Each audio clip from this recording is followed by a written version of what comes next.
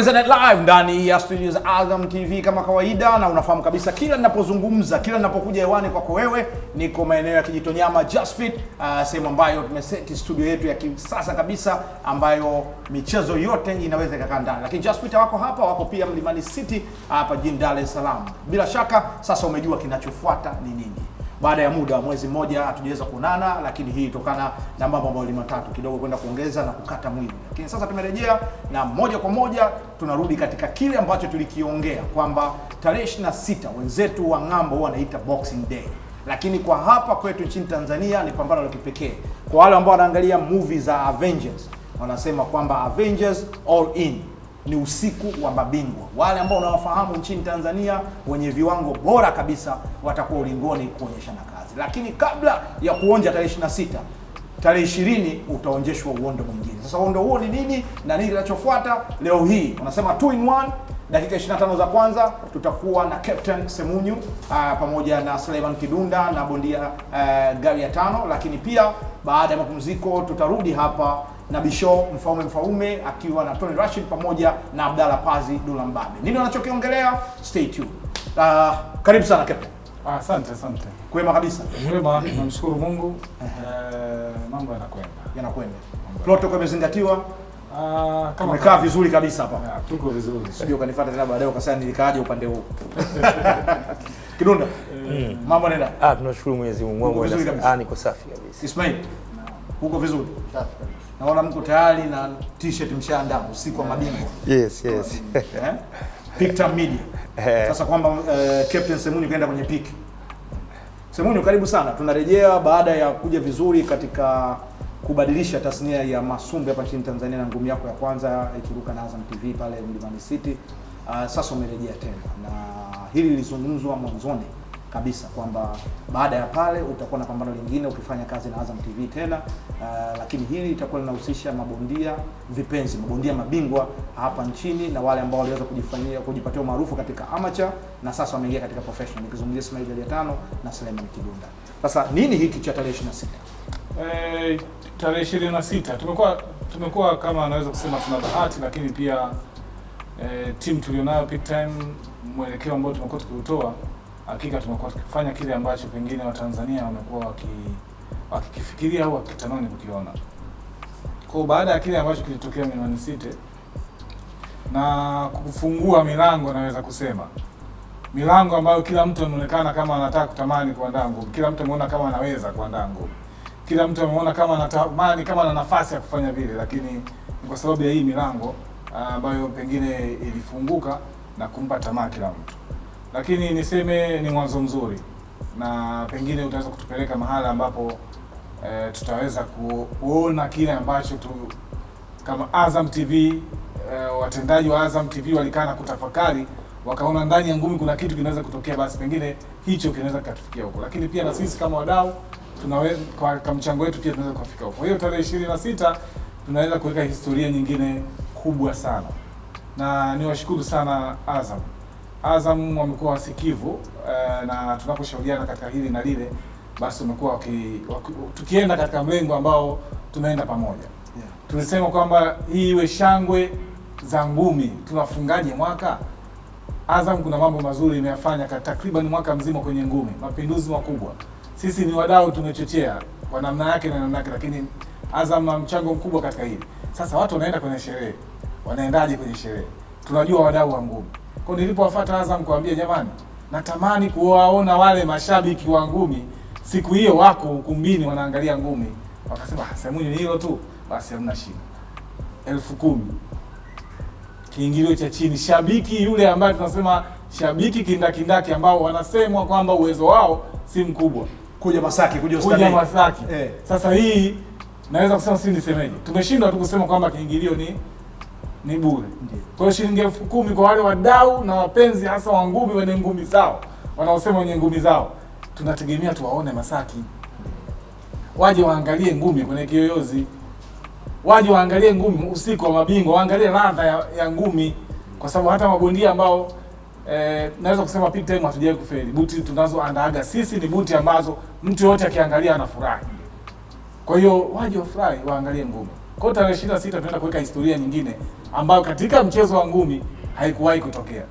Kama ambavyo tuliifanya kwa kushirikiana na Azam pale Mlimani City, sasa tunaenda kuiweka historia ya namna hiyo hiyo katika upande mwingine Next Door Arena. Na hivi ninavyozungumza, tiketi za shilingi 10,000 nafikiri tiketi 50 hazifiki, na ambazo na zenyewe tayari zimeshakuwa booked, watu wanazihitaji. Kwa hiyo ina maana ile crowd ambayo tulikuwa tunaifikiria, kwa kweli watu wakimbizane kwenye hizi zilizobaki, tunaenda kwenye awamu ya 20,000 na 50,000, na ninatumai siku hiyo Next Door patakaa vizuri. Sisemi patafurika, patakaa vizuri, kwa sababu mapambano yaliyofanyika au event ambazo zimefanyika pale, wamefungua AC chache tu za chini, AC za juu zote hazijawashwa hata hii. Kwa hiyo tunataka mashabiki wa ngumi wamwambie Next Door Arena AC hazitoshi, pawe pamoto. Naam, ni katika yale ambayo Captain Semunyo anayeongea, lakini mwanzo kabisa Suleiman Kidunda, nahodha wa zamani wa timu yetu ya taifa ya ngumi za ridhaa, akiwa na Ismail Galiatano, ambao wote wamepigana michuano ya Jumuiya ya Madola, michuano ya mabingwa wa dunia wako, na walivyokuwa wanaingia katika ngumi za kulipwa, kulikuwa kuna kubeza kwingi kwamba amacha bwana, raundi chache, sheria tofauti, hawa atakapokuja huko atakwama. Kidunda Galiatano anacheka, lakini ndo hayo alikuwa anasema. Kidunda, sasa hivi wanakwambiaje?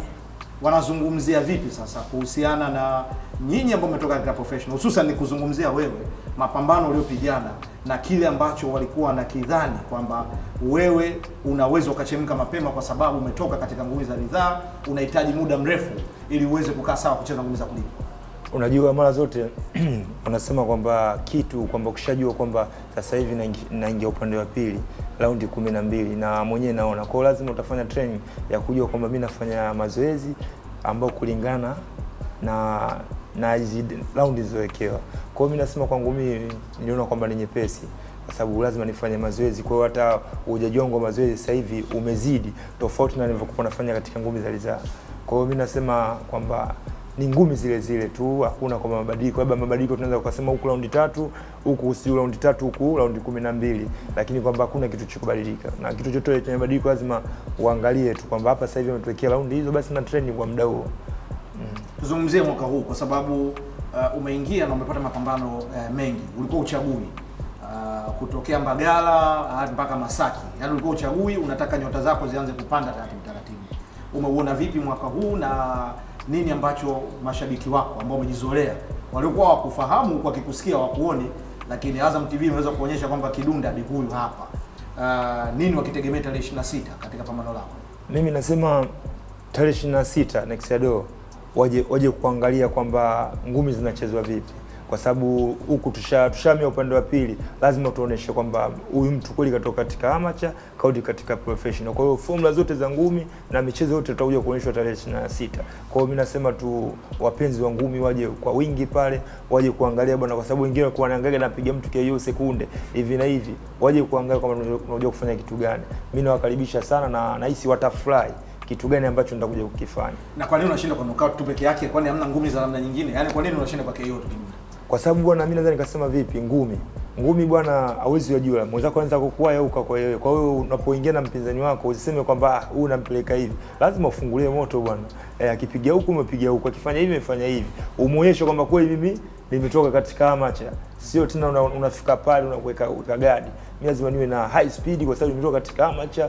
Kwa hiyo vitu kama hivi lazima nijikuonyesha kwamba hata mtu akiangalia asema da, huyu kweli katoka katika amateur kuja kukifanyia kazi kabisa, kwa sababu kule kama shule. Kwa hiyo nimetoka kule shule na kuja kuonyesha kazi kwamba ngumi zinachezwa vipi, zinafanywa vipi. Kwa kila aina ya ngumi ndamuonyesha. Hata mwenyewe siku hiyo utasema da bwana, hakuna ngumi usiopiga, ngumi zote umepiga.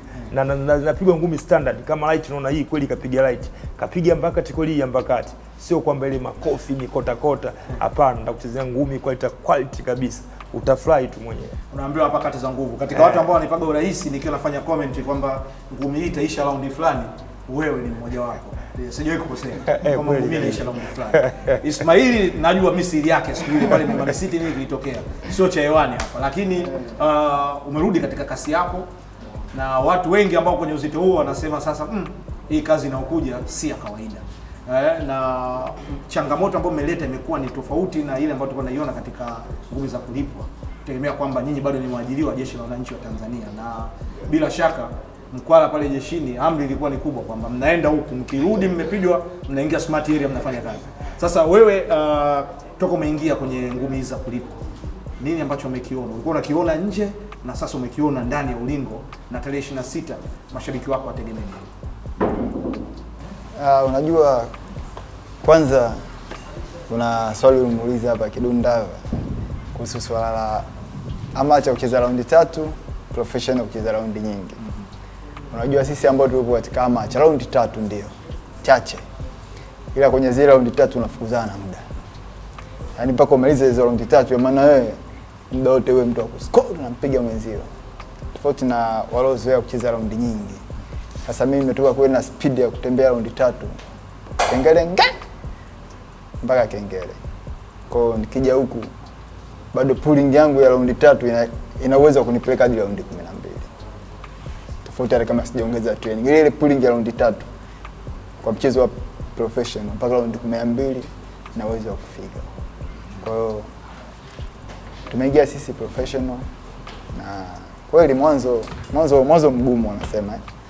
Mwanzo mgumu, ila kadri tunavyozidi kushiriki kwamba unazidi kufunguka akili, kwamba tunaona tunacheza, tunafanya vizuri, Mungu anajalia hivyo hivyo, naona bwana.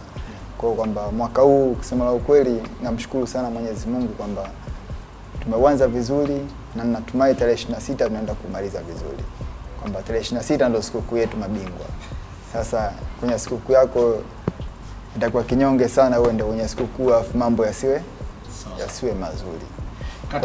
Katika amateur ni mpigana huko kabla sio kwa captain. Katika amateur Zambia, Malawi walikuwa na mabondia wakali sana, walikuwa na foundation nzuri sana katika ngumi za ridhaa, na hata kama mabondia wao wengi ambao wanaishi nchini Afrika Kusini ni wazuri mno. Mpinzani wako umemuona, mpinzani wako umemtambua, tunategemea nini?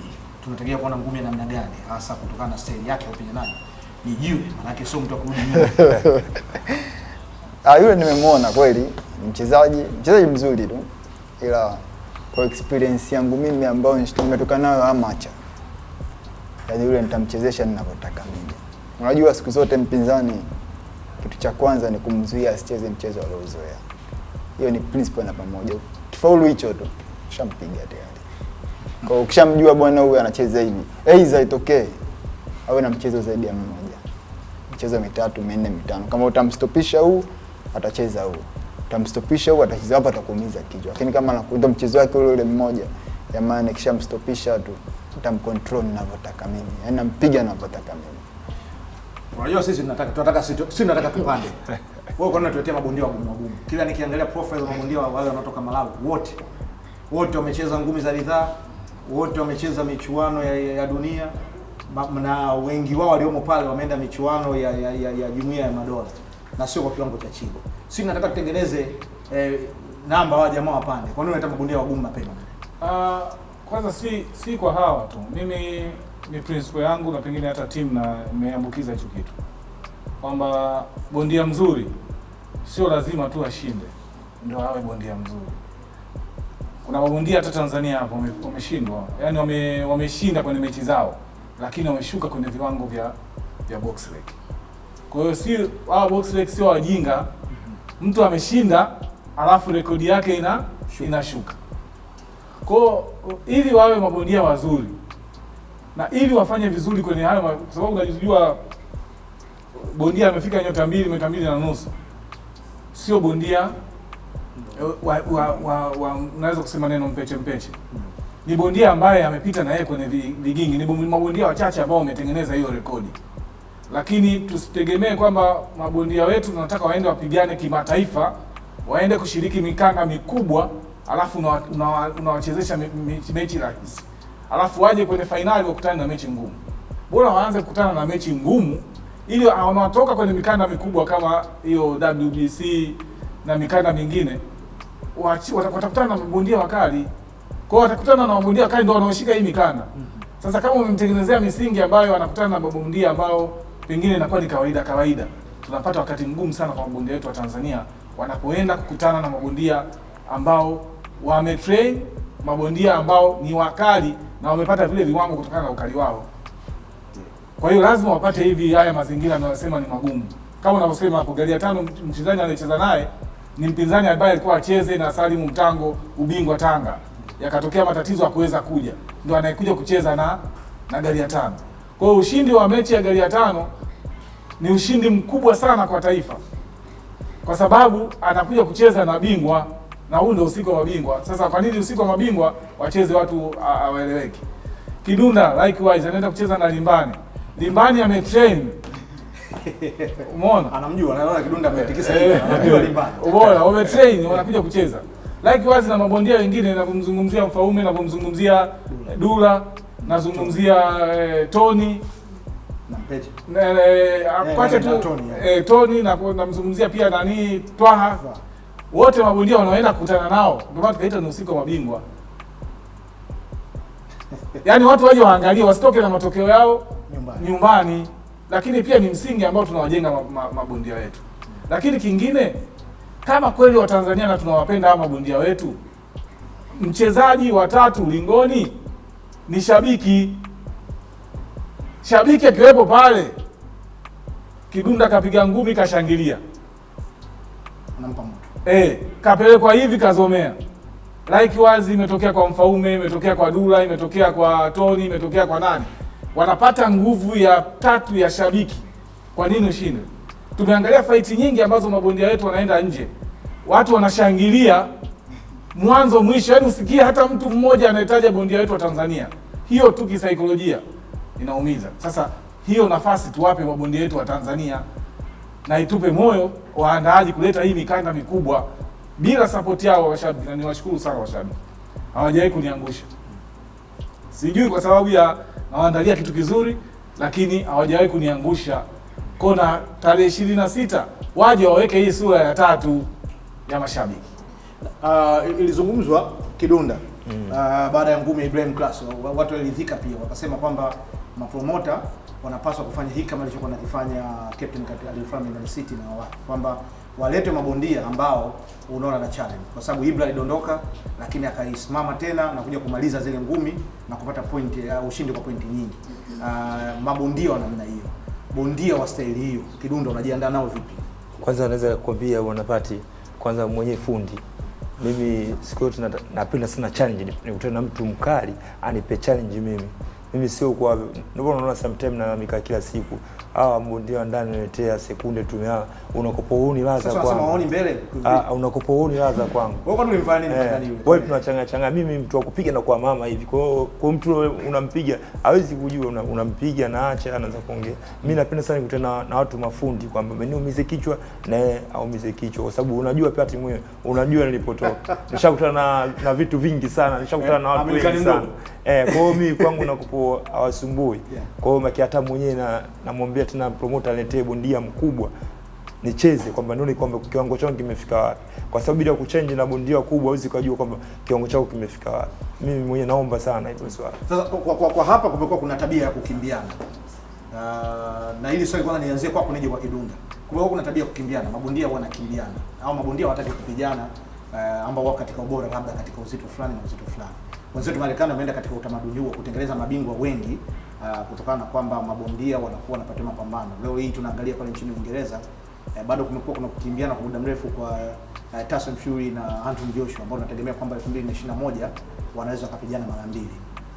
Lakini hapa kwetu platform gani mapromota nyinyi ambao mnaitengeneza kwanza kututengenezea mabondia na kuweza kupata nani ambaye ni bora katika uzito fulani, ili sasa kuanza kupata ranking za ubora kuanzia hapa nyumbani na kwenda huko.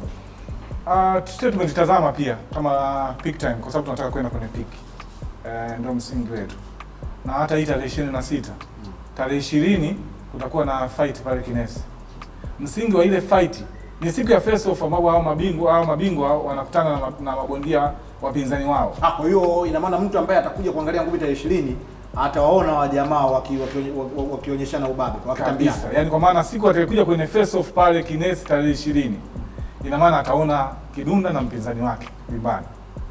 Atamuona gari ya 5 atamuona na Kamwamba, atamuona Dula na mpinzani wake, atamuona Mfaume na Chikondi Makao, atamuona Twaha na Gai Shimanga Chitundu. Kwa hiyo ni siku ambayo tunakuja kuwaona mabingwa wetu na wapinzani wao wanakutana uso kwa uso kwa mara ya kwanza, lakini katika ile siku kuna mechi za mabondia ambao tunasema ni wachanga. Kwa hiyo hii ni sehemu ya kuwazalisha, kwa sababu tukienda kwenye promotion za mabondia wakubwa tu kwamba sisi fight yetu tuna mapambano 4 wanajirudia yote makubwa, mabondia ni wale wale. Sasa hawa mabondia wadogo watapata nafasi wapi? Kwa hiyo nimekuja na style tofauti this time, siku ya face off, mbali ya kuwa face off, lakini kutakuwa na buti 8 ambazo ni mabondia chipkizi, lakini ni buti ambazo tunaamini watapigana, tutapata watu wengine wapya. Kwa hiyo ikienda kwa utamaduni huu, kwa hiyo kuna generation nyingine mpya ambayo tunaizalisha ya kwenda pale juu. Lakini pia hili la mabondia wakubwa, naweza kusema ni rangi zinazotaka kufanana, kukimbiana na vitu vingine. Kuna mambo makubwa mawili. Kuna la kwanza, kutengeneza biashara, si jambo baya sana. Lakini kuna mahala inafika lazima wacheze. Yaani kuna mahala itafika lazima wacheze. Lakini pia tupate muda wa kutengeneza machampioni wengi, ili kati ya wale wawili mmoja atakayeluzi atapoteza, lakini kuna wengine 5 wataendelea kutulinda katika ile renki zetu. Yaani tusiende tu kuwapiganisha machampioni wetu, si ndio? Wakati huo hatujaandaa mazingira ya kwamba kama hawa mapa champion wawili wakipigana, unajua kuna champion mmoja atapotea. Kwa hiyo huyu akipotea champion mmoja, je, kuna backup ya machampion wengine 5 6 ambao wataendelea kuibeba industry ya ngumi? Kwa sababu industry ya ngumi ya kwetu Tanzania tunaweza kusema kwamba ni kama mtoto mchanga, bado haijafika mahala. Ingawa kila mtu anatamani ngumi, lakini haijafika mahala ya kusema imetengeneza mizizi ya kuweza kutupeleka kama vile ambavyo wanaenda kimataifa. Lakini nina imani kama ambavyo fight hili la Dula Mbabe na Twaha Kiduku yatakuwepo yale mapambano. Tusiyategemee kila mwaka, lakini tunaamini kwa kipindi cha mwaka 1, 2, 3 lazima zitapatikana hizo fight 1 au 2. Yaani isifike mahala wakakataa moja kwa moja, kwa sababu haitatoa fursa kwa kuibua champion mwingine mpya, au kuwaweka hawa vijana waweze kupanda, au kuleta ule msisimko. Hii ni biashara kwa mabondia. Kuna mahala ikifika fedha ambayo unahisi imefika, kwa nini usiichukue? Ukiacha ni uzembe. Kwa hiyo ile fedha unaendelea unaikuza, inafika mahali unasema bwana, kwa nini hii nisichukue hii, alafu then nitaenda kujiimarisha tena, kwa sababu hata mabondia wa nje anapigwa, lakini anaenda kujiuliza, kama unavyosema hiyo pambano umeandaa kwa mwaka utapigana mara 2. Ina maana pambano la kwanza atakayepoteza atakuja kujiuliza kwenye pambano la pili, lakini at the same time atakuwa ametengeneza platform na ametengeneza pesa nyingi ambayo itamwendeshea maisha yake. Hata akija kuja kutafuta rekodi tena itakuwa ni rahisi. Haya, Ismail, hebu niambie bwana, nini cha tofauti safari hii? Umekuona Next Door Arena pale na yamezungumzwa hapa. Pambano lilikusumbua nini? Hapana, pambano halijanisumbua hata kidogo. Ilikuwa rahisi sana hapa. Nini ulichoona umemalika kwenye nini zaidi? Kikubwa akili nyingi. Mimi ni mchezaji ambaye napenda sana kutumia akili. Jamii nacheza mchezo mzuri, hata mtu ambaye amelipa kiingilio chake pale kaa kwa burudani anafurahi. Mzonge kaongeza dozi? Dozi imeongezeka. Maana dozi gani mpya sasa? Kidundi yani ukitajwa mzonge tu na sisimka hayupo. Yaani ushaanza ni kusisimka huko ndani. Ndio bwana. Ilikuwa tarehe 28. Ndio tarehe 28 tu tarehe 26 Disemba. Kipindi cha siku chache sana. So nilipoishia tarehe 28 Novemba nimefanya naongezea kwamba hamna mimi nilichopunguza. Mwe. Kwa hiyo nimeongezea, tunaongeza pesa kidogo, tunaongeza tumbuku kidogo, tunaelekea tarehe 26. Kidundi, usisimka haya na wewe ni jibu. Unaona kama mzonge kweli. Maana kama uko kibadilika. Nasema kwamba ni Man City ulimstaafisha mtu. Lakini mmoja wa mabondia ambao wanahesabika kwamba ni wagumu, nyani mkongwe alipigwa mishale mingi na mikuki, umeenda tena kumdhalilisha pale katika ukumbi wa Next Door Arena. Kwanza sielewi ni nini ambacho kilikutuma ubadili mguu ule na kupeleka ngumi kwenye kidevu. Yaani sijaelewa, kwa sababu ulikuwa unaenda vingine kabisa nikaona ume step back, ngumi nazielewa. Nikaona ile hapa kati imepita katika namna ya ajabu. Ule udambwi ule. Najua watu unamwangaliaje? Kwanza watu udambwi kama ule Tanzania wako wachache sana. Kwa sababu nilikutana hata na Shiji Matumla tulikuwa Dodoma kule. Akaniambia, "Mdogo wangu ulipiga ngumi gani ile?" Kwa hiyo hata yeye mwenyewe kwake ilikuwa ngeni. Lakini mimi kwa nimepatia kwa mimi ngumi nasijui. Kweli ile ngumi kila mtu. Maana mimi sielewi. Mimi nahisi hata ukiangalia kile kipande utaka kila saa urudishe kwamba mtu kapiga ngumi gani. Sasa mtu mwingine anaweza sema kalogo, hakuna, kumbe ni ufundi tu. Unamdanganya mtu. Unajua kwa sababu bwana, mimi naweza kupenda kuongelea ngumi. Ngumi unaweza kucheza kutokana na miguu, ukawa relax mikono, miguu ndio ikawa inamdanganya mpinzani. Kwa hiyo mimi na 100% yule mpinzani wangu alikuwa anaangalia miguu. Kwa hiyo miguu ndio ikawa inamdanganya. Kwa sababu hata ukiangalia katika kile kipande, mimi nilimdanganya kama anaenda kushoto. Ndio. Baadaye kumbe mimi mwenzake nikachange kwa kumpiga ngumi, nikahamia kulia. Kwa hata mpinzani akawa tena mkono hapa kati ya nioni, mimi niko pembeni kabisa. Kwa hata ukiangalia kipande. Kwa naweza nikasema huo kama ufundi, yani ufundi fulani. Kwa hiyo vitu kama hivyo nasema kama hivi tunavyoletewa wageni washakuja hapa. Sasa vitu kama hivyo tunakuja kuvionyesha kwamba mtu anafanya vipi, yani tupate ile mafundi. Na unavifanyia mazoezi kwa sababu yani bado still kwenye kichwa changu.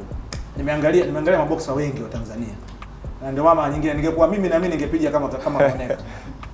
Yaani kwa kawaida mtu ambaye asingeona au mtu ambaye hajaona ni vigumu kuelewa anapomwona yule mtu jinsi ni Mbelwa, jinsi Mbelwa analewa yuko peke yake. Sababu alikuja aliona kama na sehemu anaweza kupiga. Lakini kwa namna ya ajabu uliweza kupotea pale. Sasa ni training ambayo unaifanya vile au ni kitu ambacho unajiongezea mwenyewe kumsoma mpinzani? Mimi ni training yangu kwa sababu inapofikia kipindi unapigana kwa kutumia mikono, miguu ikiwa na stick. Ukiona huyu mtu mgumu basi inabidi akili sasa uanze kurudisha miguuni. Kwa hiyo unatembea katika miguu, mikono na relax. Hata kama ukiangalia uko na mikono nimeshusha kabisa. Lakini kwamba niko nacheza na miguu, kija nampiga na jabu naondoka. Napiga jabu. Sasa yule mpinzani akaona ana force na makocha yake mfuate. Sasa hajajua kama mimi ndio mtego wangu kwa namkaribisha anifuate. Kwa hiyo kilichomtokea kama kile. Mimi nahisi kwamba ule ni uwezo ambao niko nao na nahisi kwamba hata tarehe 26 bondia akiwa mgumu ataonyesha tena, tutakuonyesha uwezo huo. Mbelwa alikutafuta sana na alisema wewe kwamba unatafuta mapambano ya bondia mtepeto. Lakini baada ya ngumi ile alikwambia nini? Unajua kila siku nasemaje? Unajua mtu akiangalia ampiga mtu bondia KO sio sekunde hivi na hivi, anakopoa amini kitu tunachokifanya. Lakini sasa baadaye ukishakuja kucheza na mimi, hapo ndo utaamini kwamba kumbe kweli mtu anapiga tu. Ndio maana kama yule alikopo aamini kwamba wewe unawapigaje unakuja kuacha ngumi. Nikamwambia ninapokupiga ndakupiga kama wale na mimi huaga mara nyingi napenda kucheka. Tulipofika ulingoni akakubali. Sasa ikafikia kimbi hata kurusha ngumi akawa naogopa. Kwa sababu yake nilimpigia akaona kila kitu ngumi na anapigwa. Akiganda anapigwa. Utafanya nini? Kwa hiyo chukua anaombea raundi ziishe tu. Sababu ndo saka kuombea kwamba raundi ziishe, mimi akawa kama ananikaribisha. Kwa hiyo itabidi pale ndo tuanze kuonyesha ujuzi kwa sababu tunajua tena wengine si mafundi, tunaweza kupiga ngumi hata 80 hata ngapi. Yaani ukilema tu tunakuonyesha kama hivyo. Kwa hiyo vile vitu kama vile ni vitu adimu na mimi nina uhakika kwamba yani tuombe Mungu, lakini kwamba mimi malengo yangu yani naomba sana mapromota wanetee mabondia mwenye akili nipate challenge kubwa sana. Na nahisi naweza nikafika napofikiria mimi. Bwana wewe uzito wako kiduku dula. Mimi wa nyumbani wananijua. Yaani wa nyumbani wao ni uzito wako lakini mimi nasema wananijua. Na kama wananijua sijui ndio maana sisi tunaangalia mbele. Bwana nataka kunijibu. Huyu uzito wake ndio dula mbabe wake na mfano nani Abdullah twa ndio wote wako ume. Anataka kusema kwa mmoja niambia bwana Kidunda bwana mwana kaka ana kitambi ana sispa alafu anawadondosha watu hivyo. Yaani kuhusu yule ngumi alotiga Kidunda pale siku ile. Yaani unajua siku zote kwa mtu anayejua vitu vile vinakuja nacho. Kabla shangaa mtu afanye kitu cha ajabu. Alifikiria mimi katumia muda gani kufikiria mpaka hivi. Anaonyesha hichi kitu. Ila kwa mtu ambaye anajua ana kipaji anasema. Vile katika mechi tunakuja nyati. Na natu faster. Mbona msoma mtu hafanya hivi mwana. Mbona anafanya? Na Pati nikwambie tu kwamba vipaji hivi vipo. Na silaha mbili zimetoka. Kuna silaha zingine zinapasha. Nampa salamu Jongo. Tulikuwa tumeplan kwanza na Mchumia Tumbo. Bwana Mchumia Tumbo chai. Mchumia tumbo mkwa mwingi. Kwanza mchumia tumbo mshikaji wangu unajua ananiona hapa. Mchumia tumbo afanye mazoezi. Bila hakika hata una swanga angekuja pale, yani hata raundi ya pili asingefika. Lakini kuna salamu ziko kwa nani? Kuna surprise 2021. Watu wanasema heavyweight hakuna Tanzania. Jongo kuna mtu anaitwa jongo. Nasemaje? Jongo 2021 tunaleta kitu, tuombe Mungu. Naweza kusema tu nafikiri afande mkuu wa majeshi ataridhia kibali na huyo mtu ataingia kwenye ngumi za kulipwa. Tunaamini kibali afande kwa jinsi ambavyo anatusapoti, kwa jinsi anavyotupa moyo, anavyotuendelea kusapoti hizo ngumi za kulipwa. Kwa kweli tuna kila sababu ya kumshukuru yeye, lakini pia na watendaji wake wengine, mkuu wa mafunzo na utendaji kivita, lakini pia mkurugenzi wa michezo jeshini, lakini mkurugenzi wa michezo JKT.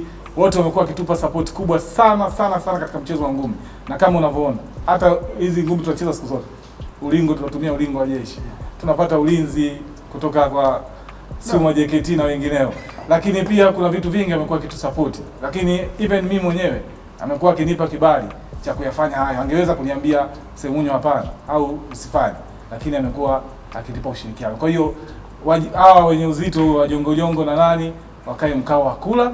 Kwanza mwongea kitu cha msingi sana. Pale Kinesi pale. Ulinzi ni Suma JKT. Ni Suma JKT. Knuckles na vijana wa Ramaja.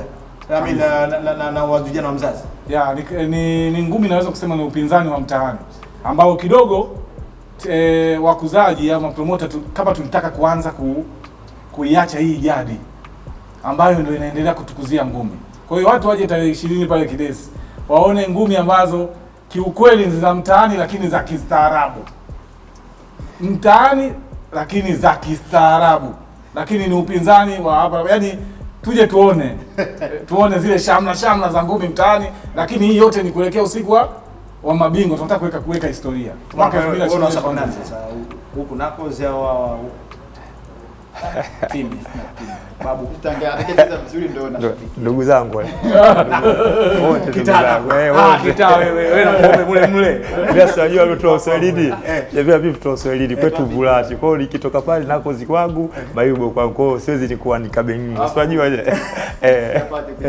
Anakuja kuzingatia kwamba mimi mwenyewe binafsi wakati nakuwa ni kibalo civilian yani.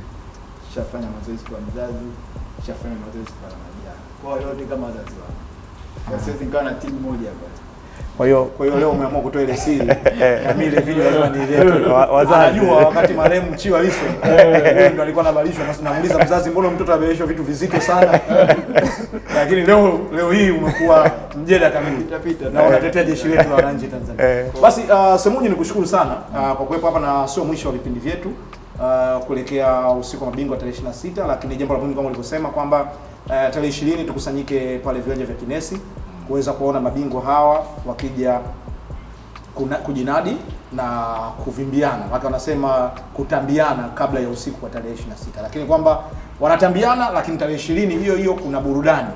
Vitasa vya aina yake. Kabisa, yani hizi kambi mbili ukizitaja, Mzazi Respect, Knuckles, ni kambi ambazo zina mashabiki wengi na zina burudani kupitia mashabiki wake. Yaani mashabiki wengi wana burudani lakini hakunaga vurugu. Yeah. Alafu kiingilio 3000. Bwana, mimi na muda bado na muda. Najua muda ni mdogo sana na tutakuwa nao katika vipindi vingine kuelekea usiku wa mabingwa tarehe 26. Kumbuka kwamba usiku wa mabingwa utakuwa pale katika viwanja vya Next Door Arena, mitaa ya Oysterbay pale jijini Dar es Salaam.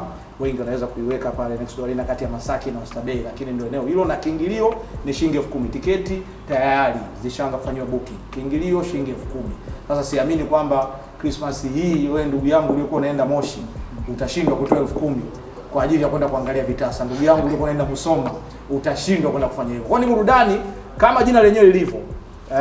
Boxing Day tarehe 26 tunafungua zawadi na vitasa vinafungua zawadi. Basi twende katika matangazo, kisha baada ya muda tutarudi hapa kuangalia surprise package ambayo tunayo. Moja kwa moja kutoka maeneo ya Jaspit Kijitonyama jijini Dar es Salaam.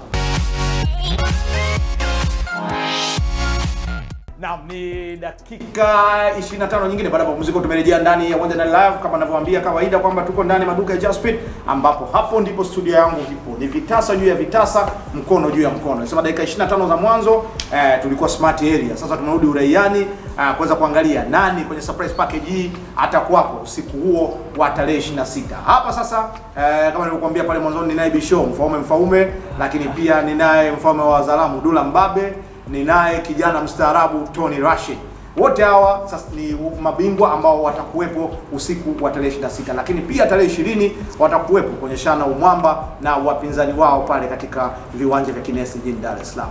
Naam, karibuni sana. Asante sana. Mambo vipi? Kazi. Upo mchambuzi? Nipo Bisho. Uko tayari kuchambuliwa nawe?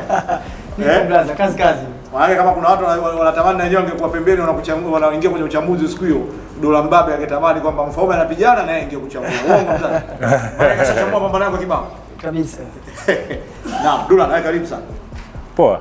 Habari za Kazakhstan? Kazakhstan toka mwaka jana hiyo unaweza kusema. Mwaka jana?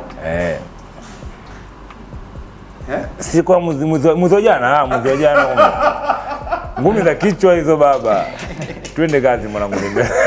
Tony, mambo hivi bwana. Mambo safi. Umeona bro kachanganyikiwa? Chapa gawa.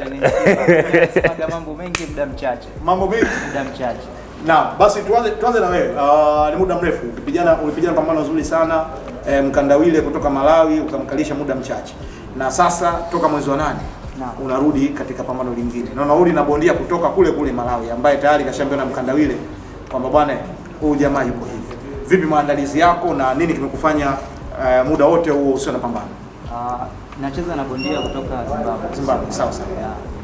Na nimejipanga vizuri, nashukuru Mwenyezi Mungu mpaka leo niko fiti. Nimejiandaa vya kutosha, nashukuru kambi yangu ananisimamia vizuri, kocha wangu Amos ananisimamia vizuri. Kwa hiyo yani siku hiyo ni kwenda kuonyesha kazi tu kama kawaida katika ring. Nini ambacho unategemea, kwa sababu leo na mabondia wawili hawana majeraha kabisa, sijui kwa nini, kwa sababu mchezo wa ngumi unaenda kwenye sura. Sioni makovu, sioni kitu chochote. Na wewe unasema kwamba toka mwezi wa 8 hujapigana, lakini mazoezi unafanya. Kuelekea pambano hili maandalizi yako yamekuwa namna gani? Umefanya sparring za namna gani kuweza kujiandaa katika pambano? Maandalizi yangu ni mazuri na nimejiandaa vya kutosha. Sparring pia nimepata sparring tough. Jimbo wangu kuna mabondia ambao mabondia wenzangu wananisupport, wananipa sparring, wananifuata Ramazani Kondo, mabondia wengi sana. Kwa hiyo kusema kwamba sijaumia usoni. Bondia kama bondia anatakiwa ujilinde kwanza mwenyewe. So hata unapocheza sparring sometimes kuna gear zile pale mnakuwa mmevaa kwa ajili ya kujilinda majeraha kama hayo. So unaenda kwenye mechi unakuwa na majeraha tena, cutting zile pale mpinzani wako anaweza kutumia kama nafasi hapo. Kwa hiyo nashukuru Mwenyezi Mungu nipo vizuri. Bado tunamalizia mazoezi kuelekea siku hiyo kwenda kuwakilisha. Tunaenda kuwakilisha tu pale. Dula, next arena pale kukosa mwezi uliopita huko, ukienda kwanza mbele ulienda huko usawa Kazakhstan huko. Na watu wengi wakanajiuliza bwana Dula vipi anatuletea story gani huko? Bwana huko vipi? Kuna story huko? Kule bwana mabondia wale jamaa wakali. Wale jamaa wauaji wanapiga ngumi kimeo kile mwana. Kule kimeo sema unajua bwana ngombe kitu nyembele. Unajua mimi namshukuru sana Mungu kwa sababu kwanza kanipa nguvu nyingi mno kwenye mwili wangu. Hadi ningefikiri nitakutaka kupunguzia hata wewe sijui hata iweje, yani kwamba unajua ile bondia wa Kazakhstan wale wako watu wamechapika. Nilitoka ndio wengi ndio 9 ujue. Tukaenda hadi Uturuki pale tukagawana. Kuna wengine wakaenda Urusi wamechapika. Kuna wengine tukaenda Kazakhstan wamechapika. Kule mwanangu yani unajua wale jamaa wametoka kama chafua na amna ngumi. Yaani kule wametoka kama chafua na amna ngumi. Kwa hiyo majaribu yao kwanza wakajaribu kwa Tanzania. Wamechapika. Sema poa. Tuendelee na tarehe 26 mwanangu mwezi wa 12. Lete maneno. Tarehe 26 umepata kiwanja kile kilikuwa kinakusubiri, watu walikuwa wanakusubiri, lakini yakatokea yale ambayo yalitokea kwa bahati mbaya, na katika yale ukaletewa moja ya zawadi ambazo ziliahidiwa na Howard Goldberg, rais wa shirikisho la ngumi za kulipwa, na ukakabidhiwa. Lakini sasa unarudi katika kiwanja kile tayari kwa watu ambao wa Masaki Oysterbay wapo wanamsikia Dula, hawajamuona. Nini ambacho wamekikosa kwako wewe na watakipata usiku wa 26? Unajua nyembele ngwango mbele kitu. Unajua mimi ni Mzaramo. Mzaramo ndio mwenye mji wake Dar es Salaam. Mara kwanza nilikopoletwa mkoa wa Pwani. Lakini sasa hiyo wameugawa wameweka mkoa wa Dar es Salaam na mkoa wa Pwani. Lakini mimi ni Mzaramo, ni mzaliwa wa mkoa huu wa Dar es Salaam na wa Pwani wote, mimi naweza nikachanganya. Kwa maana hiyo naweza nikasema kwamba baba mwenye nyumba tarehe 26 yupo. Baba mwenye nyumba tarehe 26 yupo. Kwamba Wazaramo tuna kitu kimoja kwamba tuna methali zetu tunasemaga vilongwa vivo, vitendwa vivo. Ongea Kiswahili. Maana yake nini? Yaani kitachosemwa ndio hicho hicho na kitachofanyika ndio hicho hicho. Vilongwa vivo, vitendwa vivo. Ya file munu, ya sigale munu. Yaani atakayekufa atakuwa ni binadamu na atakayebaki atakuwa binadamu tarehe 26. Maandalizi yako. Unajua kuna muda niliwapiga sana wabondia wa Tanzania. Na sio Tanzania tu, hadi wa nje niliwapiga sana, kuna muda nikalizika, unajua nikajiona kwamba sina tena mpinzani. Nikaanza kula good time. Unajua nikawa na relax. Sasa nimepata changamoto tarehe 28 mwezi wa 8. Nimepata changamoto kwamba nilikuwa nimelala, sasa nimestuliwa kwamba bro, amka mwanangu, safari bado ndefu. Sasa tilipu hii mimi nataka kuambia kitu nyembera. Mwenye roho nyepesi tarehe 26 akisikia Dula Mbabe anaitwa ulingoni, kama una roho nyepesi toka nje. Kwa sababu unajiona kutokea pale sio kupigana, ama zake ama zangu. Narudisha kisu kwenye yara. Yaani moto unarudi vile vile kama mwanzo. Machungu ya kazi sana unakuja. Yaani ni hatari. Yaani unajua kwamba yaani ni hatari. Yaani siku hii mimi niambia sitaki kusema sana, unajua kwamba nataka niwashauri tu wa Malawi kwamba ikiwezekana ndugu yao mzuie asije. Kwa sababu sasa unaenda kumuingiza kwenye kitu kimoja inaitwa sauna. Yaani kuna joto kali. Si ule kumbe una AC nyingi ule. Lakini kwa Malawi atakuwa kama kiingiza kwenye sauna.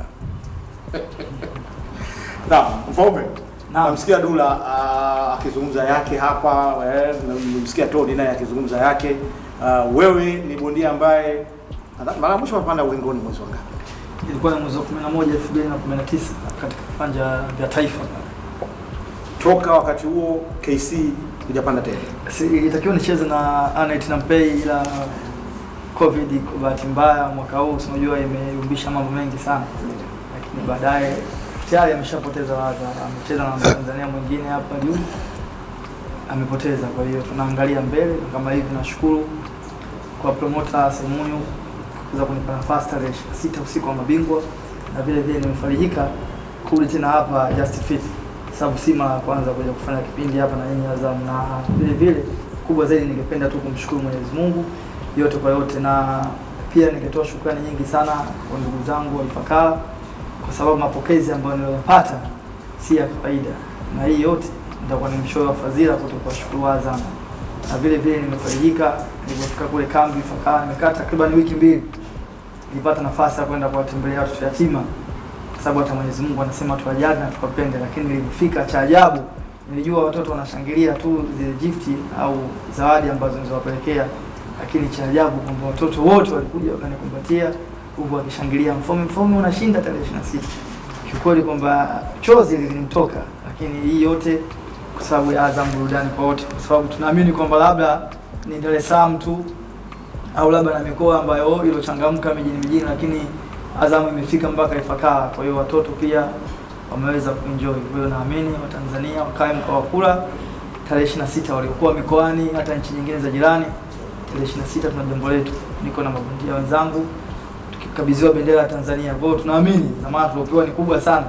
Kwa hiyo ushindi wetu sisi ni ushindi wa Tanzania nzima. Una deni la watoto Ifakara, una deni la watoto wa Tanzania, lakini wengi wamekuwa kusikia wakati ukifanya uchambuzi kwamba nimeongea na Dula, nimeongea na Kiduku, nimeongea na Klasi, nimeongea na huyu hivi afanye hivi, na mengi yanafanyika pale, lakini kutokuwa na mapambano mengi kumekuathiri vipi, na nini ambacho Watanzania wamekikosa na watakipata usiku wa 26? Ningependa kuambia Watanzania kwamba niko katika gym ya Narcos, nipo na kocha bora Ramadhani Ramajaa, nipo na usimamizi mzuri kama hivi, tumetoka kambi, kwa hiyo tunaendelea na maandalizi. Ila Watanzania wakae wakisubiri kwa hamu mapigo mapya. Niliwaambia kwamba nakuja na mapigo mapya, one inch punch, namgusa mtu hapa anatoka mpaka nje ya ring. Kwa hiyo waga mimi sitemage sumu kwenye midomo, natemaga sumu kwenye mikono. Tarehe 26 sio mbali, tumekaa takriban miezi 3 mpaka leo hii tunahesabu masiku. Kwa hiyo ina maana muda mchache, lakini tuko vizuri.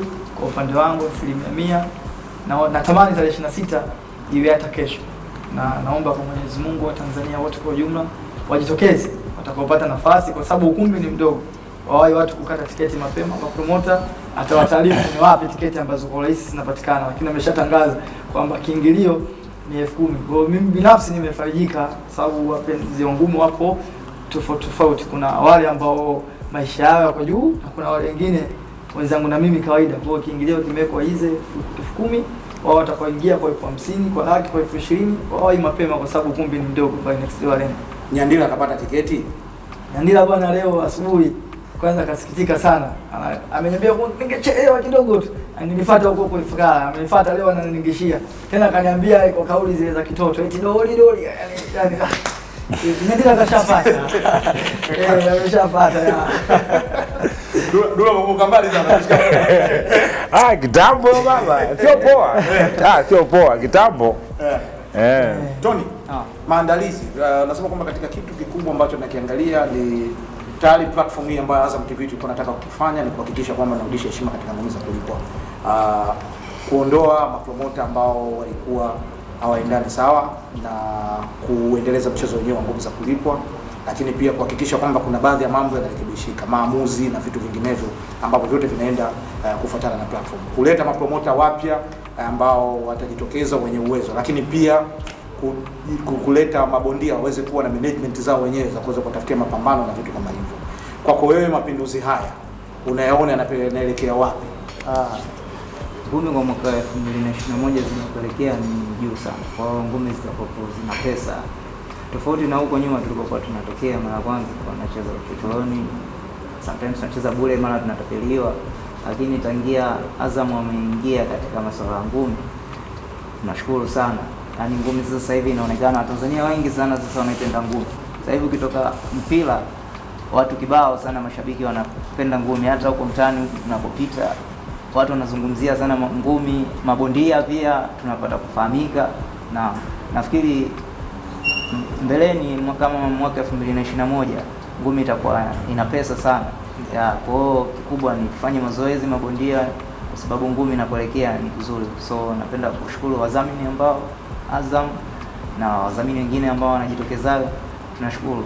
Na mapromota pia wafanye kazi, yani wasibabaishe, kwa sababu kuna mapromota wengine walikuwa wanababaisha, lakini sasa hivi tunashukuru Mwenyezi Mungu mapromota wako straight.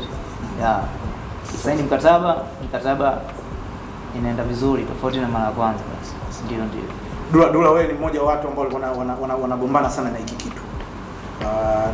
Ni ukweli kwamba ni mtu ambaye alikuwa ananyanyua simu kunitumia message. Brother, nimetapeliwa, naomba nije kuongea. Brother, nimetapeliwa bwana. Huyu jamaa kanitapeli. Brother, sijui hivi na hivi. Lakini toka Azam TV imekuja na mabadiliko haya ambayo unayaona na mapambano ambayo yanaendelewa na mapromota kwa kushirikiana na Azam TV. Nini mabadiliko? Kwanza inabidi tushukuru Mungu kwamba kwa tasnia ya ngumi za kulipwa tumepata mkombozi. Na mkombozi ni burudani kwa wote, ambaye ni Azam. Kwamba Azam kuna kitu kimoja kimefanya kikubwa, yani kwamba nilikuwa sijawahi kukiwaza, kutafakari. Unajua sasa hivi mimi ni mzaliwa, naweza nikasema mimi ni kandetu ya Pwani. Unajua kuna sehemu inaitwa Viingo, Kidugalo, Chakenge, Msanga, Paraka, wapi. Unajua sasa hivi ukipita mtu anakuambia fulani yule. Unajua kwa nini? Azam. Unajua watu wanakaa kwenye vibanda hadi saa 9 usiku. Na ndio maana ajabu kushauri kidogo mapromota, tengenezeni mazingira pambano lishe hadi saa 5:30 hivi. Unajua watu wanapata sana shida vijijini. Unajua mchezo wa ngumi una nafasi mbili. Wa kwanza ni mchezo wa kitajiri, unajua mchezo wa ngumi utashangaa hamna mpira kiingilio shilingi 50,000 ujue. Lakini ngumi kiingilio shilingi 50,000 watu wanaingia. Unajua ndio mchezo ambapo wanaupenda sana matajiri. Cha pili ni mchezo ambapo yaani mtu akiupenda mchezo wa ngumi, yana na kwa upenda kweli kweli. Unajua leo hii baba yangu Mzee Shabani Alfani Pazi, yani kwamba analala hivi, ni mlemavu wa macho, lakini kilala hivi anajua matokeo, mwanangu kashinda tayari. Au mwanangu anapigana sasa hivi, kwa sababu Azam imefikia kila mtu, kila mmoja, kila kona, kila pembe. Yani uko vijijini unazikuta sola tu zinaning'inia hivi kama mimi hujafika. Lakini nashukuru Mheshimiwa Selemani Jafo kwa kwetu kule amemaliza ameweka sawa kule, ameweka sawa. Kwa watu wanapata. Watu wanapata. Mfano ilikotoka Ifakara. Yaani mwanangu kwambie kitu. Yaani Azam Mungu naweza nikasema Mungu atawabariki. Na awadhilishie neema. Ila kuna kitu kimoja bibi mkifanye. Wale wenye kona na mlamo mwingi wale piga chimba shimo tupa. Usirudishe. Ila msiache ngumi kusupport boxing. Itakuwa sababu. Yaani sasa hivi kupiki Nyembela. Vijiji vyote, mikoa yote, wilaya yote, kwa sababu mimi nakumbuka nilienda Msoma. Kuna sehemu moja kuna njia moja inaitwa Bariadi huko. Ndani huko, Kebakari. Yaani kule mtu ananijua ni jina ni kwamba anapitia Azam. Akiangalia unywele ule ukipita ule ule. Ulimwona wapi? Ulimwona Azam. Unajua vipo zilongwa vivyo zitendwa vivyo baba. Kwa hiyo mwanangu mimi nadhani ngasema Azam bana, yaani nimetufanyia kitu kimoja cha unajua sasa hivi kufichi mabondia wote Tanzania. Kwanza tumepanda thamani. Alafu cha pili tunajulikana. Hebu ngoja ngombe kitu. Kuanzia mwaka 2015 ngumi zilikuwa zinachezwa wapi? Huko Manzese, Tandale. Yaani simu iko mfukoni kwako. Watu wanaitamani unajua. Lakini sasa hivi unaanza hapo walipoleta mchezo wa ngumi wanaangalia kwa nini unaenda Masaki, unaweza kuweka simu mezani, ukaenda chooni, wafanya mambo yako, ukirudi na simu unaikuta. Lakini yote Azam amesupport kutoa ule mchezo Mwananyamala, Tandale, Manzese, wapi. Alafu kingine nacho baadhi ya mapromoter naweza nikasema kama wawili hivi. Simunyo na jamaa Jackson Group wale wamejaribu kupush ule mchezo kuuleta huku kwa sababu huku unajua kina Balesa wenyewe wanakaa huku juu. Unajua Masaki au sio bwana, kina Makondo ndo anakaa Masaki. Marehemu Benjamin Mkapa anakaa Masaki. Hata tarehe 26 anakuwa Masaki.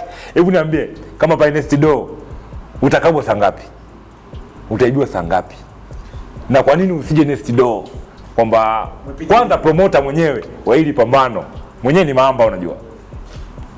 Unajua sio mnyonge unajua. Promoter ili pambano yenyewe Mamba. Na pale pia mlangoni kuna Mamba tupu. Alafu muda huo na mabondia wenyewe wote Mamba.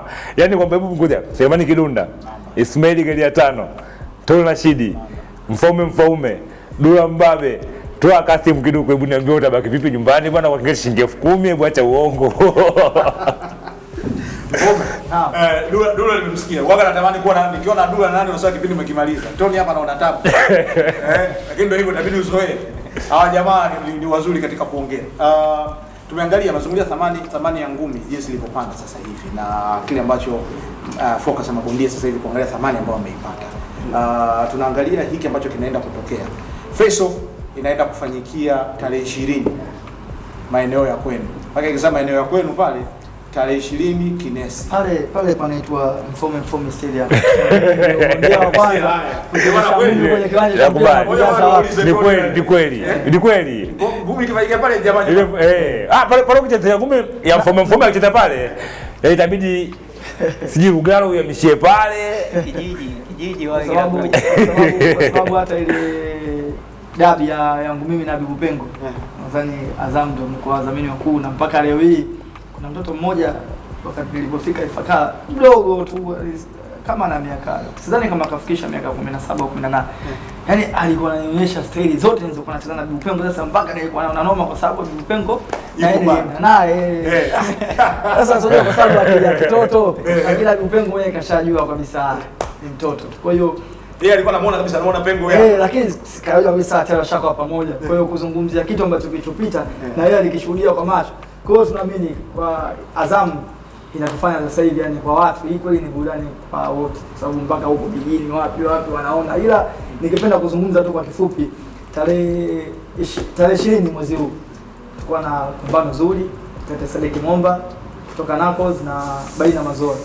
Kwanza nimpongeze promoter Semuni, ameweka usiku wa mabingwa, ni mabingwa watupu tunacheza wote, lakini vile vile ameangalia kwamba kuna watu natakiwa wapande na wao tuwaeke pia vile vile kama 2021 au 2022 na wao tuwaweke katika usiku tena wa mabingwa. Kwa hiyo amewapa nafasi. Kwa hiyo tarehe 20 nimpongeze promoter Simunyu kuweza kuwapa nafasi mabondia wengine ili mradi kuweza kuonyesha vipaji vyao. Na Menkadi mabondia wote wazuri wazoefu wameshacheza mapambano mpaka nje nchi, lakini wale utangulizi wote hakuna hata mmoja ambaye nikimtaja hapa kwa majina labda kwa wapenzi wa boxing labda wanaweza kuwafahamu, lakini mabondia wazuri. Kwa hiyo naamini tarehe 20 wataonyesha uwezo wao, na naamini promoter ataona, atawachukua, akiandaa pambano jingine la 2021 atawaweka. Kwa hiyo tarehe 20 pia vile vile kutakuwa na face off ya sisi Tanzania pamoja na wapinzani wetu kutoka nje. Kwa hiyo naamini siku hiyo itakuwa ni burudani. Kwa hiyo burudani itaanzia pale. Mfumo unajua ile kubwa watu. Hiyo unajua Tony na Abdullah. Huyu jamaa ana ile kubwa sana. Nyie mmeonekana mkipigana. Na Tony ingawa sio muda mrefu, lakini huyu amekuwa akionekana akizungumza. Hivyo hujasikia huko watu wanamzungumzia kutaka kumuona apigana, kwani anaongea? Kabisa. Unajua ukweli ulivyo. Unajua Mfaume ni bondia. Alafu kashafanya matukio ndani ya nchi na nje ya nchi. Tony ni bondia, kafanya matukio ndani ya nchi na nje ya nchi.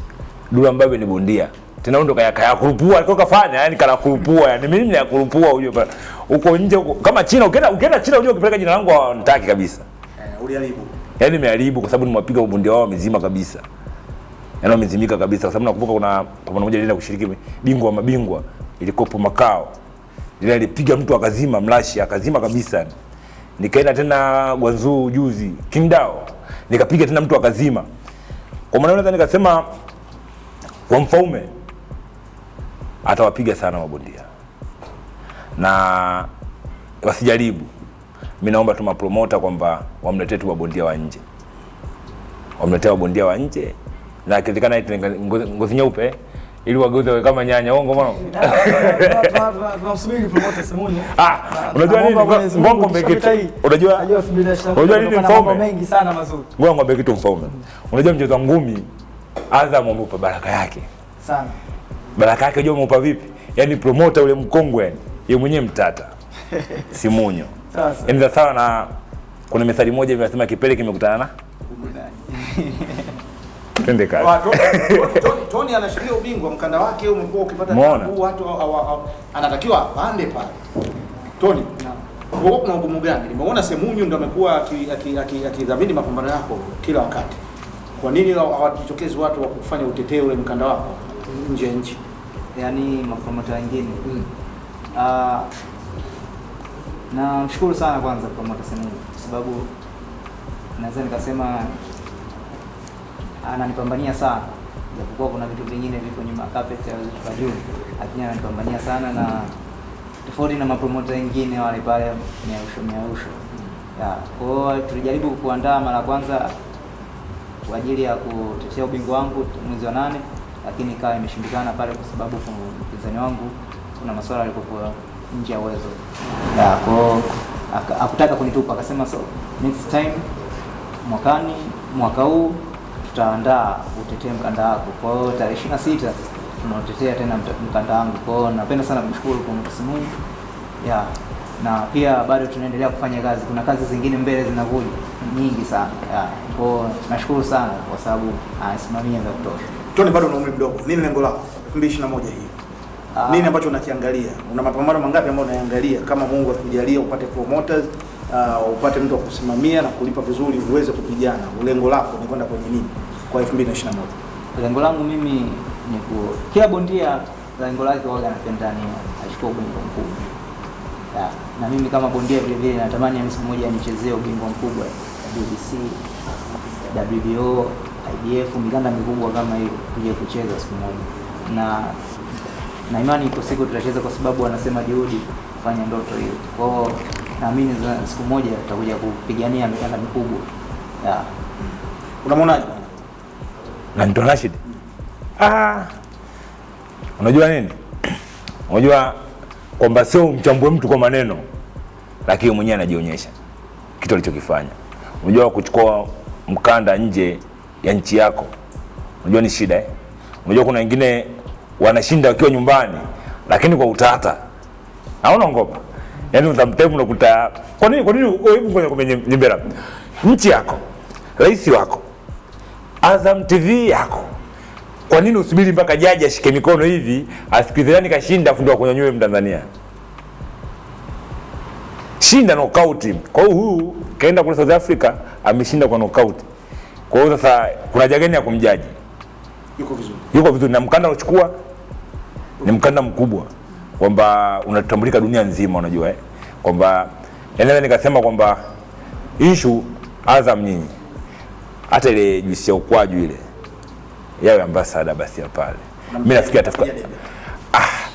Sasa wewe kwa nini sio ambassador Just Fit? Kwa nini sio ambassador Just Fit? Sasa unajua yani yote ipo. Kwa maana hiyo kama mkurugenzi wa hapa yupo, itakuwa ni vizuri. Unajua kuna umri fulani, yani kama watu wa Rashidi anatakiwa apate watu wa kumpushi yasogee mbele. Unajua mimi natafuta hela. Mimi sasa nipo kwenye hela uje. Kabla muda hujaisha bwana. Uliza mauli usisumbue. Uliza moja. Niulize mauli usisumbue baadaye. Kwenye show na kuuliza matatu. Kwa sababu kule ulipopiga utaki unasema tu ngumi nyingi sio ulipigwa wapi? Ulidondoka hivi? Wapi? Dondoka Maokola. Maokola. Yuko tu waga mdondoki hivi. Kama staili yake kudondoka hiyo. Unajua Maokola Madama Hugo nakumbuka ikiwa Urusi walipigwa chuma. Hata tumeona kama hata nilimwambia Maokola nipo na chumbani kwa mwanangu kule Urusi umedondoka hivi. Hata huku naye na mimi ndo nilikuwa second. Unajua tulikwenda kule mimi ndo second wake. Kapigwa chuma kadondoka vipi. Sasa hiyo mimi sitaki kujua. Hiyo kitu mimi sitaki. Kudondoka. Hata unasema Maokola unadondoka vipi? Mimi ngoja nikwambie kitu. Mimi nimecheza ngumi, nimepoteza mechi 7 nadhani kitu kama hiko. Ambazo mechi nilipoteza kwa halali kabisa ni hizi. Nikiwa Urusi, Moscow na nikiwa Liverpool, Uingereza dhidi ya Rocky. Nadhani Rocky mnamjua. Rocky ni bondia mkubwa ambaye ni bondia namba 3 bora duniani. Mechi ya mwisho kabla sijaenda mimi alicheza na Canelo. Unajua sawa na Taifa Stars uende ukachezeshe labda na Argentina au Brazil au itakuwa kwa sababu wetu kwamba unajua na mimi lakini nimeenda nimepambana. Unajua na asubuhi ukashindwa kunywa chai. Chai. Yaani kwamba unaweza kutafuna? Nimetafuna. Unajua ngombe kitu nyembera. Unajua nyembera sio unachukuliaje? Unajua ngombe kitu. Katika mabondia ambapo wakaidi au wajeuri au mbubu Tanzania hii Dula Mbabe yupo. Tarehe 26 tutakuwa. Na tarehe 26 mimi namshauri promoter asikose kukambi ule nje. Yaani ni ukweli. Na kwa sababu promoter unajua udhuru wake bwana mfalme ngombe kitu. Unajua promoter tulokuwa naye sasa hivi tarehe 26 mwezi wa 12 siku ya mabingwa. Kwanza mwenyewe promoter anajiweza, ana uwezo wa kufanya chochote. Na mwenyewe kwanza vile mpiganaji unajua. Bwana mimi nikwambia swali langu litakwisha muda unakuisha. Nakuuliza hivi, kwa nini Kidunda anawapiga hao? Kuna mmoja kwanza Kidunda alipoingia akampiga yule kastaafu. Nani? Kuna mmoja kastaafu. Anaitwa nani? Jina lake nani? Sijui kaoneka, sijui anaitwa. Shabani kaoneka. Hata yule bingwa wa nini? Si bingwa wa kupigwa? Kacheza mechi ngapi? Katika mechi alizocheza 17 akapigwa 10. Kwa kashinda 7. Huko kote akusema na staafu alipigwa na Kidunda akasema wote. Lakini huyo kaoneka yule alimpijaga Mwakinyi. Ni sawa. Lakini sasa katika mechi sasa unajua tuangalie rekodi. Mfaume ngoja. Mimi rekodi yako ninayo. Unajua una mechi nyingi umeshinda. Ulizopoteza ni chache lakini umepoteza nje kwa una mechi moja nakumbuka takriban kama 2 umepoteza nje lakini kwa hujuma. Sio kwa halali. Sawa? Sasa. Tukamkata na Rashidi katika mechi za kuna mechi umepoteza siangalia bado kusiria. Wewe ndio swali langu leo. Ani swali langu ni kwamba huko kote kapotea. Anataka kuacha. Lakini pale upendo wa Kidunda ikawa hivaya. Kaoneka bwana mlevi sasa hivi. Kaja yule mwingine kapigana kule Kaburu.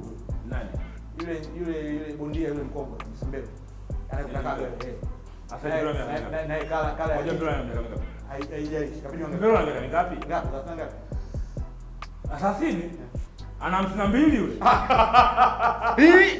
Oya babu, sura yake mbele unajua kama kiatu hiyo chini kwenye sura. Mbele mtu mzima unajua miaka 52 unajua. Wanapombe. Naam. Huyo ndio ambaye amaliza. Lakini kwa kumalizia tarehe 26. Kama ulivyosema kwamba mimi nina deni kubwa sana kwa sababu Watanzania wana kiu na mashabiki zangu pia vile wana kiu kwa sababu ni muda mrefu toka mwaka jana 2019. Kwa hiyo natoa shukrani kwanza kwa promoter Semunyu kuweza kunipa nafasi. Ila kubwa zaidi kwamba ushindi wangu ni ushindi wa Tanzania nzima. Nimepewa dhamana kubwa sana ya kupeperusha bendera yetu ya Tanzania na nachezea ubingwa wa Afrika. Kwa hiyo naamini kwa uwezo wa Mwenyezi Mungu kwa jinsi nilivyokuwa fit kama chuma tarehe 26 usiku wa mabingwa Next Door Arena pale, wa Tanzania wajitokeze kuwahi kuja kuangalia live. Kama tiketi zitakuwa zimeisha, Azam TV burudani kwa wote watashuhudia furaha na mapigo mapya 1H Punch. Mapafu ya mbwa. Mfaume, Abdalla Pazi, Dula Mbabe, Tony Rashid, ndio tunamaliza hivyo. Lakini mwanzoni tulikuwa naye Captain Semunyo akiwa na Suleiman Kidunda pamoja naye Ismail Gaia Tano. Nikwambie tu kwamba hii ni mwisho kwa siku ya leo, lakini tarehe 26 usiku wa mabingwa Next Door Arena tutakutana ili kuweza kuangalia pambano kubwa sana, na linaanzishwa na utamu wa tarehe 20 pale uwanja wa Kinesi. Niwatakie utazamaji mwema wa vipindi vijao. Hapa ni hapa ni Just Fit Kijitonyama. Tukumbuke kwamba tukihama hapa tutahamia pale Mlimani City. Mpaka wiki ijayo kwa tunaendelea kwamba tukutane kwenye vitasa.